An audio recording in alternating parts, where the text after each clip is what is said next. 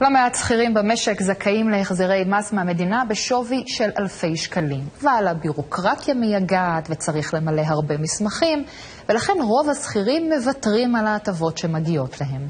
הכתבה של יעל עבדי. אין כמעט שכיר שלא מכיר את הטופס הזה, טופס 106 שמחולק על ידי המעסיק ובודק את אישורי ההשתכרות והניקויים השנתיים. על בסיס הנתונים האלה אמור כל עובד לבדוק את הזכאות שלו לקבל החזר מס מהמדינה. אבל מסקר שערכה חברת עוקץ מערכות עבור תוכנית חיסכון עולה שרק עובדים מעטים פונים כדי לממש את זכאותם.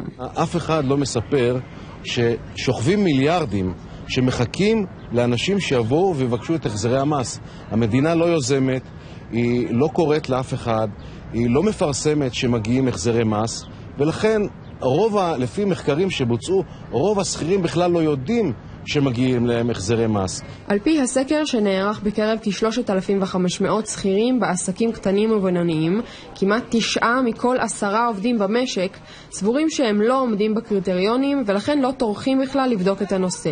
שליש מהנשאלים העידו שהם חוששים להעיר את מס הכנסה, כלומר מפחדים שבמקום החזר מס ימצא פקיד השומה דרך לאלץ אותם איכשהו לשלם תוספת מס. אחוז גבוה יותר אמרו שהגורם המרתיע מבחינתם הוא הבירוקרטיה, חוסר הרצון להשקיע אנרגיה בפילוס הדרך עד לקבלת ההחזר הנחשק.